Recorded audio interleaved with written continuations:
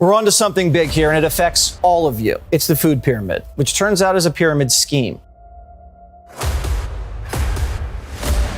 The average American now carries 23 extra pounds. Heart disease and stroke will claim the lives of 460,000 American women. Prostate cancer is now the most common cancer in American men. Diabetes. Life-threatening diabetes. Since 1975, the percentage of Americans who have type 2 diabetes has more than tripled. Clearly, the Western diet is taking a toll. This should serve as a wake-up call. We have a growing problem, and the ones who are growing are us. The food pyramid is one giant scam. See, back in the 1970s, before the food pyramid was a thing, the USDA needed to create the next food guide to release to the population. So they hired a few experts. But unfortunately, one of those experts they hired was a woman named Louise Light. And Louise Light wasn't bought out by Big Food. She actually cared about nutrition. And she would soon pose a problem. Louise Light went right to work, proposing a new food guide that was actually pretty decent. It included 5 to 9 servings of fresh fruits and vegetables each day. It encouraged protein foods like meat and eggs. Instead of shaming natural fats, it encouraged things like 4 daily tablespoons of cold-pressed fats like olive oil, while really limiting sugar and refined grains like processed bread, crackers, and cutting out candy and junk food altogether. So, as you can see, all pretty reasonable stuff. Louise Light and her team proudly submitted the new guidelines to the USDA, but they rejected it. And instead, they released a modified version that was so perverted, it was almost unrecognizable from the original. Instead of just 2 to 3 servings of grains a day, now it told Americans to eat 6 to 11 servings. That's up to 13 slices of bread a day, or almost an entire box of sugary cereal. And yes, these recommended grains included incredibly healthy American sliced bread, crackers, and of course, we can't forget about the breakfast of champions, cereal. Food pyramid that we were taught in school about said the recommended amount for bread, cereals, and grains was 6 to 11 servings a day. 11 bowls of cereal a day. 11 slices of bread a day. While meat, fruit, and vegetables, those disgusting foods now only made up a tiny portion of the recommended diet. And the public just blindly followed along. This food pyramid was officially introduced to the masses in 1980. It was supposed to be healthier, and yet obesity kept skyrocketing. Look what's happened since 1980. Rise in U.S. overweight obesity coincides with the beginning of the dietary guidelines. In following the food pyramid, a 15-year-old girl can eat a daily menu consisting of a bowl of Lucky Charms with low-fat milk and a glass of orange juice from concentrate for breakfast, cheese-flavored crackers for a morning snack, a cheeseburger on a whole grain bun with French fries and a Coke for lunch, chocolate pudding and grapes for an afternoon snack, and chicken nuggets with a biscuit and canned green beans for dinner, with low-fat ice cream for dessert. Why? Because the food pyramid was never about your health. No. According to Louise Light, the food pyramid was sold to the highest bidder, and that highest bidder was the grain industry. Our federal dietary guidelines, the official government advice for how we should all eat to stay healthy, tell us to limit saturated fat to just a couple of bites a day and make carbohydrates more than half our daily calories. The first dietary guidelines recommended 50 to 55% of your calories are supposed to come from carbohydrates, mostly grains. Since the 1960s, the American Heart Association has been saying saturated fat is detrimental to cardiovascular health. You need to get it out of the diet. I was astonished to find that there simply was no evidence. What is the evidence? A big, big zero. Many people associated with the American Heart Association had been advising people to consume margarine that was loaded with trans fat, although lower in saturated fat. As it turns out, people who had more trans fat in their diet had higher rates of heart disease and diabetes. What we told people is to get off a possibly unhealthy fat called saturated fat and replace it with a fat that we subsequently learned actually does give you heart attacks. Every 5 years, the government reformulates the dietary guidelines for Americans. And we looked at the panel that pulled it together, 11 people. 6 of the 11 had financial relationships with the food industry. When a kid is pulling his tray down the school lunch line, see federal policies in action. There are burgers topped with cheese, the milk is heavily subsidized, but the vegetables and fruits a little bit harder to find. And this is because the government contracts are going to particularly the meat producers and other producers as well. It has nothing to do with the health of the children. It has all to do with the financial health of the big agribusiness entities. Welcome to Evil Food Supply, and this is the giant scam that is the food pyramid. Watching the footage of the 50th anniversary of Apollo 11, I was struck by how not fat everyone in the crowd was. We looked like a completely different race of people. I think the food pyramid is great if you're standing on your head, because you need to turn that pyramid upside down. You can't be serious. That would put butter and fat at the top of the damn food pyramid!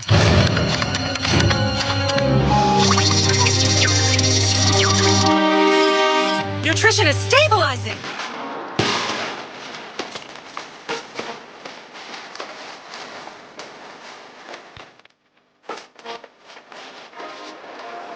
One of the ways big food spreads its lies and propaganda is through the mainstream media. Oat milk. Oat milk. Oat milk. This is oat milk.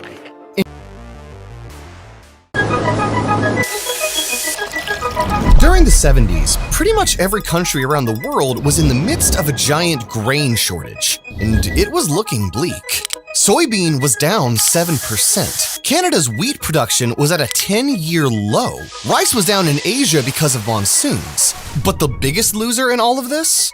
The Soviets. Thanks to both bad weather and bad central planning, the Soviet Union was in dire straits. And if the Soviets didn't get their hands on some grain, there was going to be mass starvation and civil unrest. So the Russian government had no choice but to go to the Americans and beg them for help. And because the US just couldn't say no to a massive grain purchase, America agreed. America sold them the grain. And because there was a worldwide shortage of grains during that time, grain prices were very high, which made this an insanely lucrative deal for America. In fact, it would go down as one of the biggest grain trades in history. And this profitable ordeal got a man named Earl Rusty Butz thinking. Earl Butz is a very important man in this story. He was the Secretary of Agriculture at the time under President Richard Nixon. And at the time, Nixon was up for re-election. And when you're in a powerful position like the Secretary of Agriculture, you obviously want to stay in power. So Earl Butz needed to do everything in his power to guarantee Nixon won re-election. So Butz concocted a plan.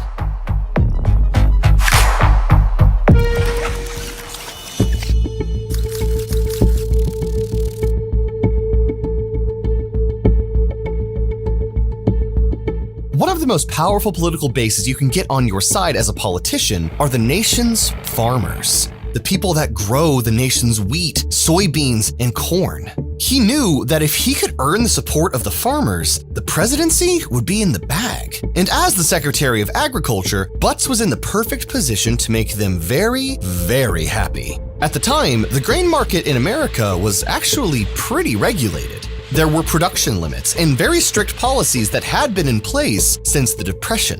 So Earl Butz used his position as the Secretary of Agriculture to deregulate the grain market. No more production limits. Farmers could grow as much as they want. On top of that, to let the farmers make even more money, he subsidized grain sales to Russia. In other words, farmers got free money from the government every time they sold grain to the Soviet Union. On top of that, Butz believed that the bigger the farm, the more productive it was. So he pushed farmers to consolidate.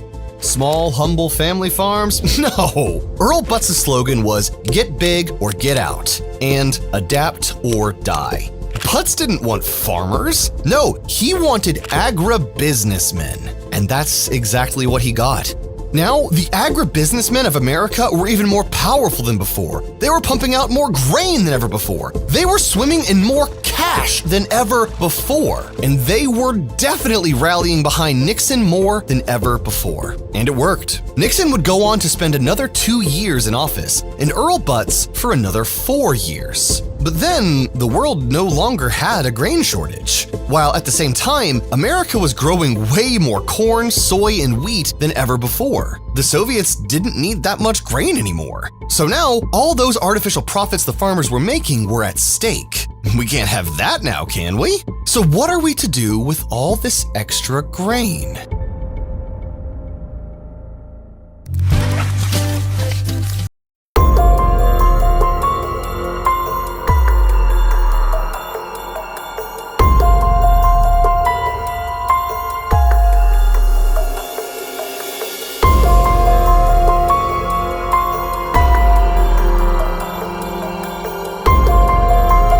With the global famine unfortunately waning off, you needed a way to convince the American public to eat way more grain than ever before. But one pesky little thing was getting in the way: meat. Americans were just eating too much of that disgusting meat that humans have been eating for hundreds of thousands of years. Meat that contains all the nutrients you could ever possibly need. So how are you going to convince the entire population to give up meat for a diet of white bread, pasta, and cereal? Well, conveniently, heart attacks were a nationwide epidemic at the time. In the 1970s, middle-aged men were starting to develop heart disease at rates never seen before in history. And cancer, which used to be pretty rare, was also becoming more and more common at the time. And instead of blaming these diseases on all the chemicals that got pumped into the air and water at the time, or the recent popularization of processed foods, you had the perfect culprit to blame heart disease and cancer on: meat and saturated fat. Saturated fats are the fats in red meat, eggs, and milk. Enter the diet heart hypothesis. The diet heart hypothesis was created by a physiologist named Ancel Keys, another important person in our little food journey. According to Keys, the reason why so many men were suddenly keeling over with heart attacks wasn't because of cigarettes or high-stress jobs or processed foods. It was the cholesterol in all that horrible saturated fat they were eating. Keys claimed cholesterol, saturated fats, and meat was literally transforming into a sticky cream of wheat-like plaque in the arteries of the heart. And apparently, the more of this plaque someone had in their arteries, the higher their risk of heart attack. But that was all a lie. Even though other studies came out showing that saturated fat isn't the biggest cause of arterial plaque, and that plaque is mostly made of calcium, the people still went wild for the diet heart hypothesis. Seriously, everyone was falling for it. Now, everyone thought that animal fats were just as bad as smoking cigarettes, and the agribusinessmen loved it. Big government and big agriculture had successfully duped the public into thinking that meat that humans have been eating for hundreds of thousands of years was now all of a sudden gonna kill you. But seed oils and grain-based processed foods? Nope, that's a-okay. Now, grain manufacturers could peddle their dirt-cheap grain-based products as miracle foods that could save lives. Don't you know that it's worth every treasure on earth to be young at heart? For as rich as you are, it's much better by far to be young at heart. A healthy life is a happy one. Make Mazola part of your healthy diet. Mazola is 100% pure corn oil, low in saturated fats with no cholesterol. While reality couldn't be further from the truth. What is the effect of having a high vegetable oil diet? If you have a lot of corn oil and soybean oil, what happens? Well, in nearly a dozen of these studies, they found a number of worrisome things, including that in all the experimental groups, they died at higher rates of cancer. The stage was set. You tricked the entire country into believing that saturated fat was the devil, and that grains will not only cure you of all diseases, but give you a long, healthy life. Now, you just need to make your new diet official.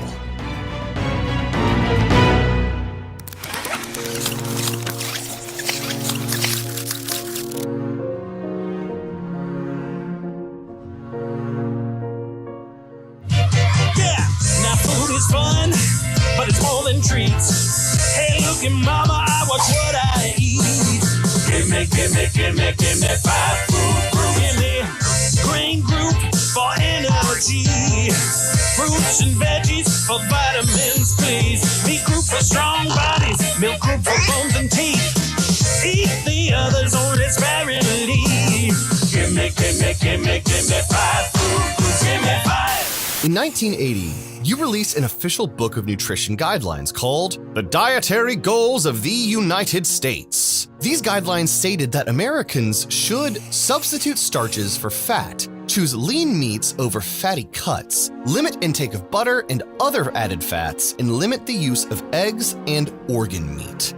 Wow, how convenient. Don't eat fatty cuts of meat like ribeye, one of the most nutrient-dense foods in the world. Don't eat organs like beef liver that are even more dense in micronutrients. No, feed yourself and your children basically the equivalent of animal feed.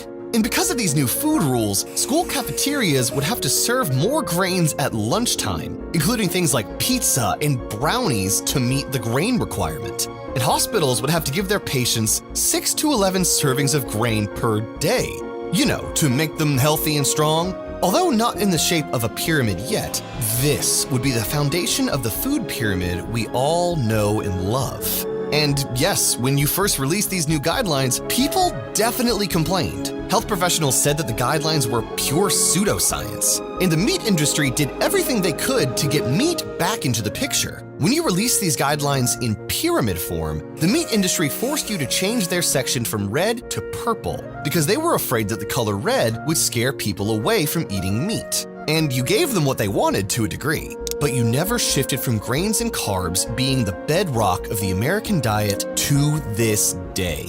Plus, you couldn't take out grains even if you wanted to, because refined grain products like white flour, breakfast cereal, corn oil, and high fructose corn syrup are America's most lucrative foods. Take away Coca-Cola's precious corn syrup or Nabisco's white flour, and these companies will lobby you into the ground until you turn the tables back in their favor. You'll never be able to remove grains from the pyramid. But Americans shifting to grains led to one bad after effect.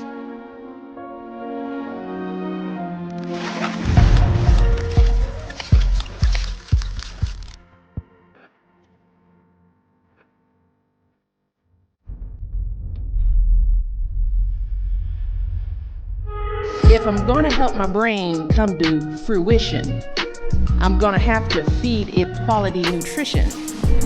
We love the cookies, but they're not sufficient. We need veggies to make our bodies efficient. Roll my chicken in a wrap, don't jam it in a nugget.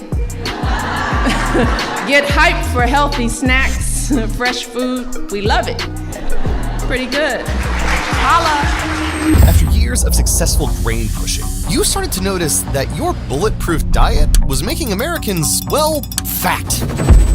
So why is it that Americans keep getting fatter in spite of government efforts ranging from calorie posting to new school lunch programs? Being overweight and obese is the second leading cause of preventable death in the US. And the public was starting to notice. The food pyramid was losing its edge. It needed a rebranding. So in 2011, you switched gears. Overweight and obesity rates are at dangerously high levels. The Obama administration has worked to support Americans who want to improve their health and nutrition. My plate is a departure in the food pyramid we're used to seeing. It's an easy to understand visual, which shows how to build a healthy meal based on the 2010 dietary guidelines for all of America. You changed the food pyramid into a simple plate format and filled half of it with low-calorie fruits and vegetables while still keeping refined grains and seed oils as part of the recommended diet. Because if Americans ate more fruits and vegetables, they'll naturally consume less calories and will obviously become thin and cured from diseases, right?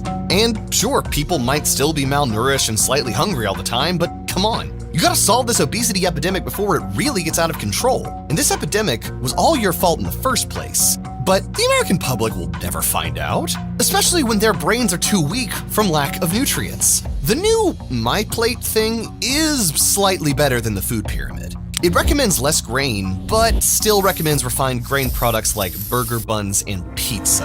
And even to this day, grain manufacturers like General Mills are still doing whatever they can to sneak their obesity-inducing cereals into the dietary guidelines. We found that 95% of that committee had a tie with the food or pharmaceutical industry. And over half of those members had more than 30 such ties. One member had 152 ties.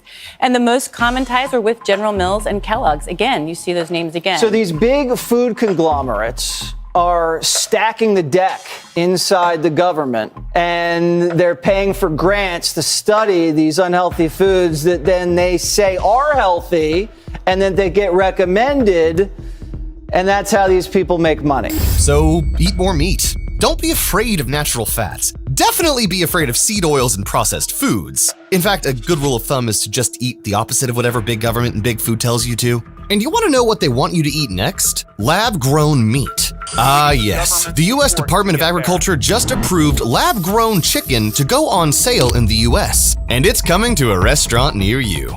To grow lab-grown meat, they use immortalized cells, which is a fancy word for cancer cells and pre-cancer cells. Put those cells into a petri dish and slowly grow it from there. And yes, it's as disgusting and potentially dangerous as it sounds. You can bet that we're going to be making a video on it soon, so make sure you click that subscribe button. But it's gonna take a minute. This is what will happen to your body if you take moringa powder consistently for 2 weeks. After 24 hours, your energy levels will go up as you supply your body with 92 essential minerals out of 102 it requires. After 1 week, your skin is likely to improve because of moringa's incredible body cleansing properties. After 10 days, you will experience a noticeable reduction in anxiety levels as the stress hormone cortisol decreases. Moringa has powerful anti-diabetic, anti-carcinogenic, anti-inflammatory, and antibacterial properties. It comes in natural leaf powder capsules, and the recommended daily dose is 1 to 2 capsules a day. So why wait? You can now get your first Moringa bottle for 50% off today only. Take Moringa today to keep your doctor away.